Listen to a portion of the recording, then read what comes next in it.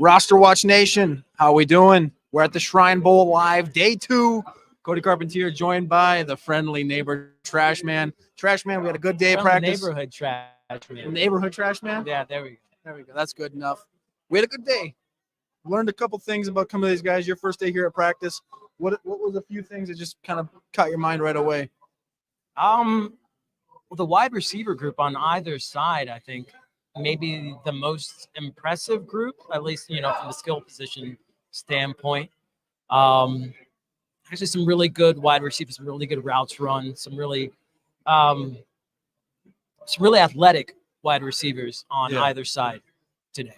I think it's an interesting group because, as we start to do more write-ups on the site and talk about some of the actual more known names like Marvin Harrison Jr., Malik Neighbors, and things of that such, people are going to start to realize that even some of these guys at the Shrine Bowl that aren't talked about as much, the Senior Bowl that aren't talked about as much, this class is deep. And it gets down to these names that we can bring up here. Let's just start out with the wide receivers first since we're already here. First and foremost, I know there was one guy that caught your eye, and he probably goes to one of the smallest schools here other than one of the running backs, Western Carolina, David White. This guy, probably one of the most inauspicious names, too, David White. But we couldn't find any film on it. No, I was actually going to do a review on him this past week. I was a spotlight on him for Roster Watch, and I couldn't find any tape on him. So I'm like, well, I guess we'll see how he does at the Shrine Bowl, and that's where we'll evaluate him. And, that he was not let down by any means. Probably the most dynamic wide receiver we saw on the field today. Just really good getting in and out of his routes, really smooth runner, really fluid runner, really wide range as far as, being able to pull in balls, contested catches, just you name it. He was just a dog out there today. He kind of seems to me like, he's about 6'3", 6'3.5". They got his website has him listed at 6'4". I don't know if he's quite 6'4".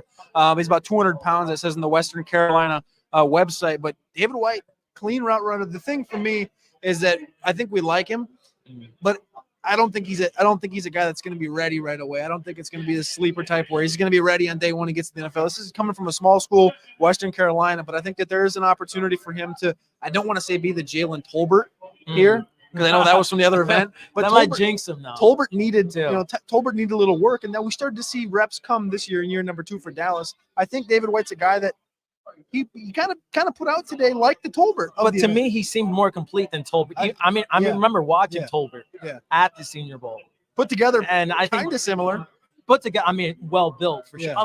Tolbert, Tolbert was like a guy. He was like a Greek guy. But just as far as just the intangibles, the athleticism, and just the smoothness, the ease with which the game comes to him, I thought White looked like a more complete player than Tolbert at this point. I like that. So White, I would say early candidate because I think we're both on the same page for him. Byron was here. Byron kind of agrees. Probably an early candidate to be almost a guarantee to be first team All Shrine Bowl. Absolutely. Here. Another name on this East roster for me was Isaiah Williams. Coming in, Isaiah Williams, I was a big fan. He played quarterback at Illinois, broke all kinds of rushing records in 5 career games playing quarterback at Illinois. Switches to receiver 2 years ago. Talked to him today, and he said there was a lot of guys that he kind of looked after. He actually talked about Tank Dell, Jaden Reed when they were in college. So when he switched the position from quarterback to receivers, receiver coach at Illinois told him, don't watch the NFL guys, watch the college guys. And the college guys that he watched in college, not this year, but last year, was Michigan State Jaden Reed and Houston Tank Dell. And he said the suddenness and how Tank Dell runs his routes is something that he really looked after. Another thing that I did like was— Well, you know how I love Tank Dell. I know, right? Jaden Reed, pretty good group there. But the thing I had for Isaiah Williams was I said, dude, you just switched positions 2 years ago. How far along do you think you are in the process? Are you a complete receiver? Are you getting there? Are you going to be there in a year?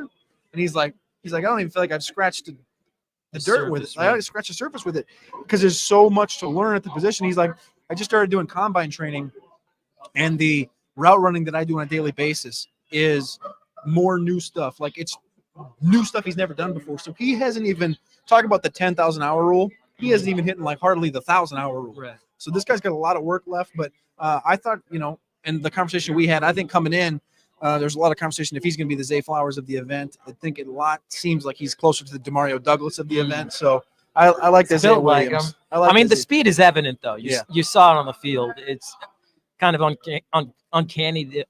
His ability to get upfield and quickly, and change direction quickly too. So I mean, those intangibles are there. I like that. Is there anybody else on this East roster? I know Drake Stoops had another good day. He didn't really shine, I would say, but yesterday kind of blended in a little bit more today. Yesterday's route running was a little bit different. He was electric, and nobody could cover him. Today, guys were a little tighter to him. He wasn't quite separating at the same level. I mean, Cornelius Johnson had some good plays, Yeah. you know, and I reviewed him on one of the rookie spotlights recently, and I said he was a little bit uneven in his production, and I kind of saw that on field today. You know, he's a little bit uneven in his production on the field. He had, you know, some wobbly plays. He had some wobbly catches. Something almost happened over there in the game. But he also had some really good plays. He was able to gain separation. He's a big guy, you know, big thighs, well built. He was able to gain separation on some plays.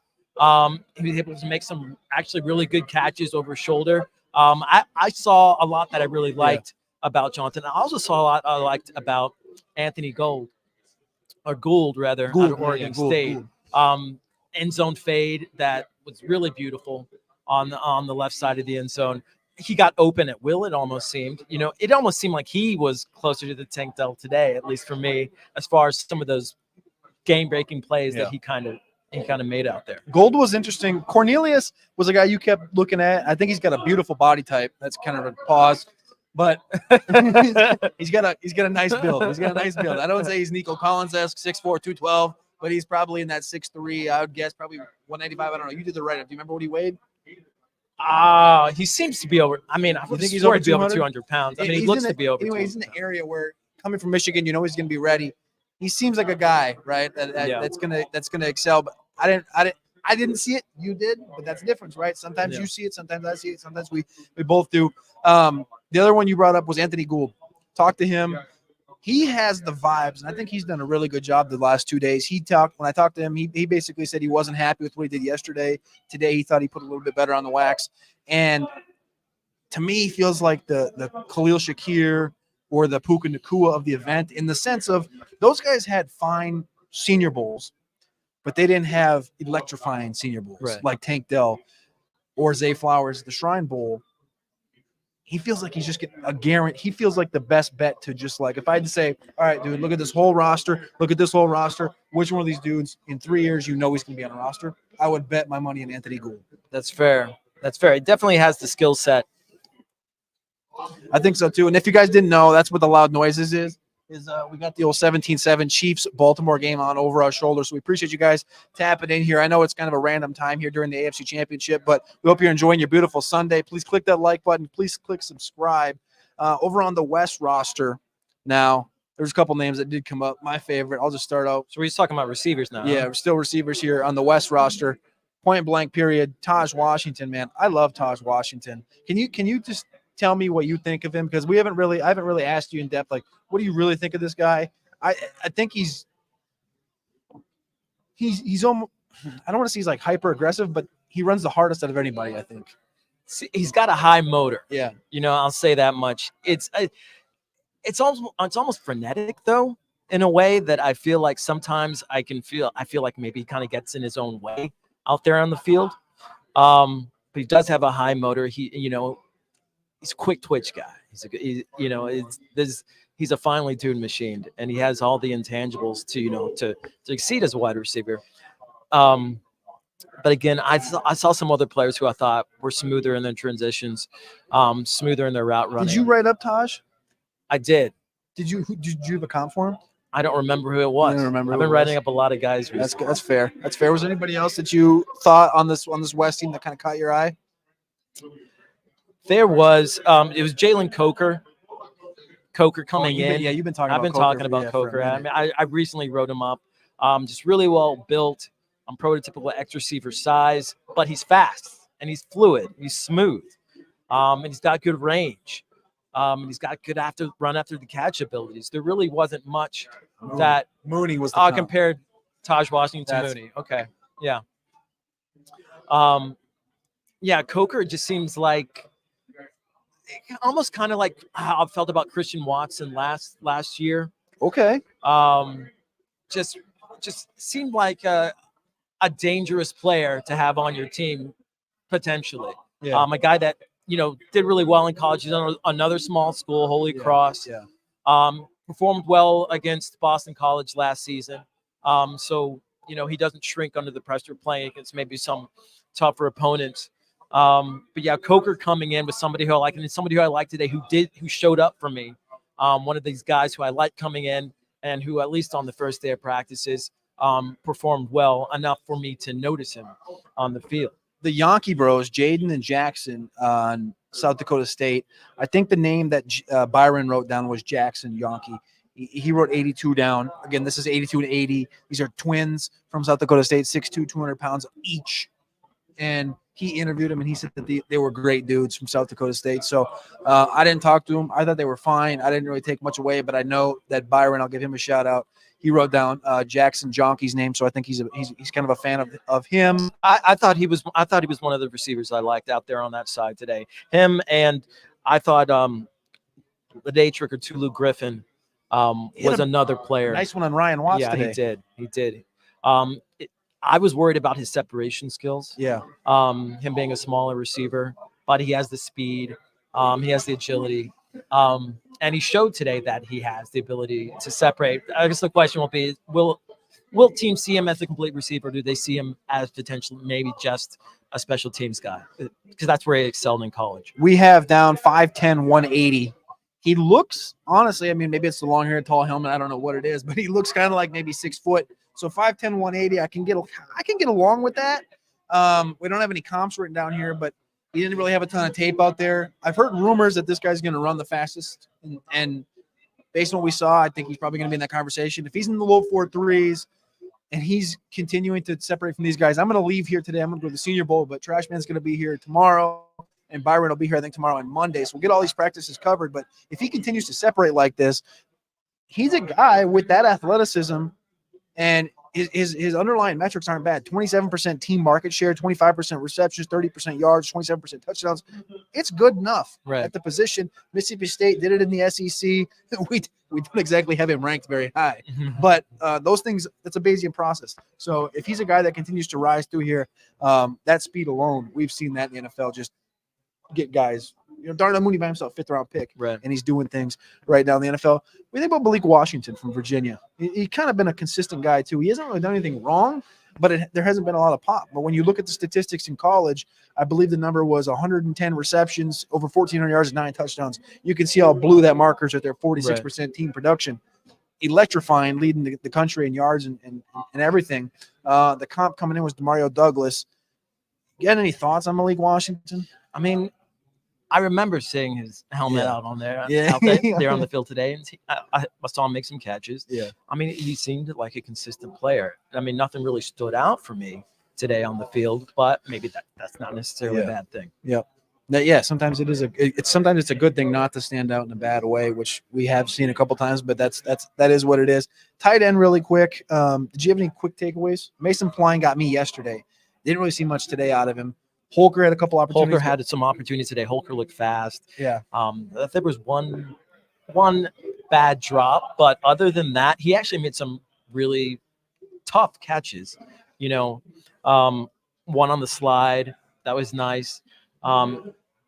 He was able to separate, which I liked. He's a kind of that slender guy. I think he's only like 6'3.5", 6'4", maybe 235, 230. Not a very big guy, but he's come from a good pedigree at Colorado State. And he's coming here. He did break out against Colorado this season, so good day so far. I like McAllen Castles too. They're out of Tennessee, but he's. I mean, like, I don't know that I see him as a pure tight end. More of an H. But he was also another player in the ilk of a Holker who was able to get open, who looked like a good ball catcher out there on the field. Was able to get open. So one that I talked to yesterday, Zach Hines, big fan of him, South Dakota State, of course, another pedigree guy with Goddard and Kraft there. Fairchild, I saw him make a couple of catches yesterday. Nothing today. The one guy that caught your eye, you brought up, was 83, Rex. Rex Isaac, yeah. Compare Rex to Rex to Castle or Rex to Holker here, you think which one would you put ahead of each other right now through a day? I mean, but if you're looking for a guy who's going to be a blocking tight end as well, then then for me it's Rex. Yeah, Isaac from BYU. All right, we'll go up to quarterbacks here quickly, and then we'll go to running backs. Again, we appreciate you guys all tapping in here, whether you're on Twitter, whether you're on YouTube. Please click that subscribe, click that follow button on both of those. Or if you're listening on podcast, we also appreciate you. Click that 5 stars and stay tuned in, stay tapped in, because, again, the next couple of days will be more Shrine Bowl and Senior Bowl content. Quarterbacks. A couple nice plays. Pick 6 in there. It's a mixed bag. Mixed bag. A couple – these quarterbacks they're okay. They're like day one, I was like, we're in trouble. The Senior Bowl last year, yeah, there's been some Senior Bowls where, but they're putting the ball in areas for these receivers to make catches and to do things positively. John there was no Rice egregiously bad play today. Keaton Slovis made a few throws. I talked in yesterday's show about Slovis not wanting to put that ball up, not wanting to make that throw. He did it a few times today. Leary, he threaded a freaking 3 defenders coming in. Was that White? That caught it? Was that White or was that Gould? Was that Gould? That where I know what play Leary put it in there. It was White. It was White. So again, White making a play. It felt like it was White or Gould every time today. But Leary absolutely made one of those throws where you just go, NFL.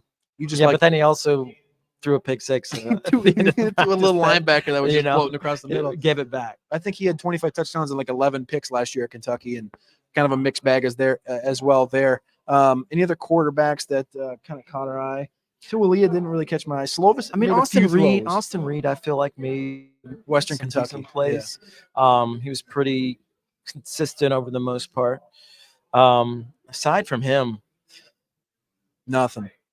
I mean, I guess I'm content with Leary just being Leary and Slovis for me. That's kind of what it is.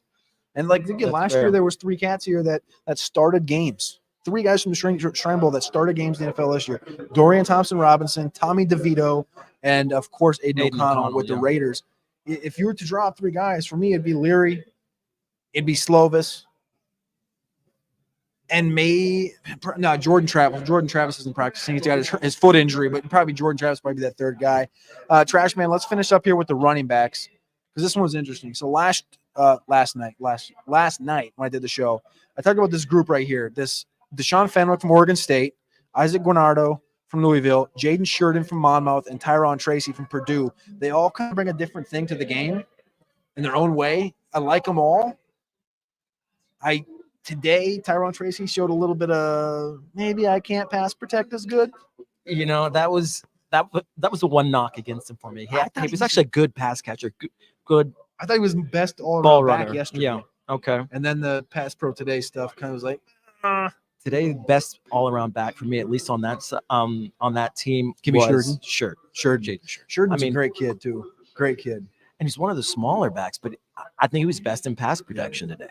That'll happen too. So the thing with the pass pro is, like we talked about this last year at the Senior Bowl, was Chase Brown. Chase Brown famously got kind of flattened, and Roschon had a great time, and that was kind of a big takeaway we had there. But so Tyron doesn't have as good of a time. Jaden Sheridan. Again, the measurements on Jaden Sheridan that came in officially were 5.074, which is 5'7", not even a half an inch. Very small. He looks sturdy out there. He's not a big guy, but he's built strong. He's built good. He's a great kid coming out of Monmouth, small school guy. Quick Sheridan, up the field. Quick feet.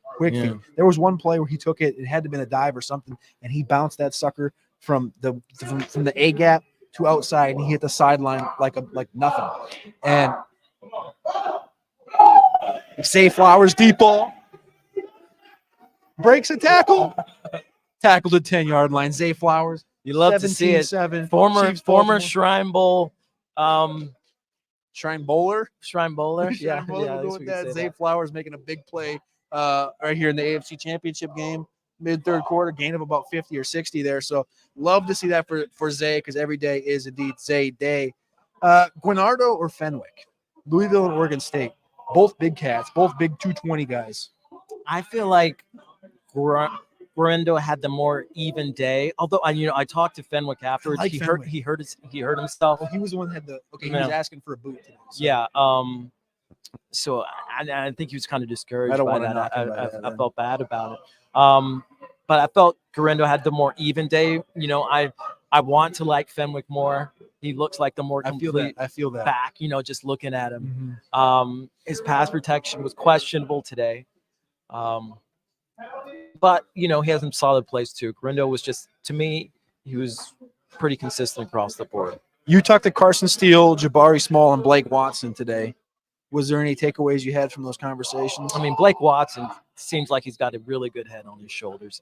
Very Memphis serious kid. about the game, very serious about what he's doing out there. And he was probably the back on that side of the ball that I liked the most. More than Frank Gore Jr.? Yeah. I mean, Okay. I mean, because I was just going by the numbers initially. Yeah. I didn't know. I You didn't know imagine Frank they Gore would put Jr.? numbers in. Yeah. And so, but I noticed this Memphis kid. I'm like, this kid's got quick feet. He's quick upfield. Good pass catcher. Seems to see the field really well. And then talking with him after the practice, Memphis churns him out, just dude. like Memphis churns him out. It just seemed like he had a really good head on his shoulder. Really understands the game. So he was somebody I came away impressed with. I like that. After not really knowing that much about him coming in. But I would say I'll let you hit the Watson one. I just am enamored with Frank Gore just because my internal thought, my internal compass of like thinking about his dad. I mean, being just like 215 pounds. I mean, but that's this. That's like Michael Jordan compared to his sons, though. It Agreed. could be. I want to give him credit though. Like he stayed at Southern Miss with that name, going for 1,000 yards as a freshman. Like you could have seen a guy like that. Maybe not like that. You could have seen a guy in that situation transfer, go to a bigger school, get a bag, let the ego go to his head. But he didn't. Yeah. And he ran it through at Southern Miss, got the Shrine Bowl invite. His dad was out there yesterday. I think the pass catching with Frank Gore Jr. is going to be something that makes a difference because everybody knows he's going to be able to run the football. Mm-hmm. He learned that. That was like a God's gift probably from the way it looks like to me. But I like the pass catching from Frank Gore Jr. Watson, I got to pay a little more attention to Watson here. I'm gonna watch some film on him when I get back home. But any other thoughts coming out of the day? I didn't really watch a lot of defense today. I was on the offensive side of the football, on the offensive end, watching a lot of these guys more so when the solo stuff was going down. Any closing thoughts or biggest takeaway, or maybe a player of the day or something like that? I mean, there are a lot of these guys from small schools who are real character guys and real skill guys who, it just given the opportunity, I think can really thrive at the next level. I think so too. So that's day 2 here at the Shrine Bowl. We appreciate you guys tapping in. That's the Trashman. I'm Cody Carpentier. Again, David White. That was, I think, the name today. David White out of Western Carolina. Do your homework tonight, tomorrow, whatever it is. Go watch some Western Carolina if you can find it. If you can find it, DM us because we want to watch it because we haven't got to be able to see it. But we appreciate you guys tapping in here at RosterWatch on everything. Click 5 stars, do all the damn things. We appreciate you guys. We'll be back with more from RosterWatch.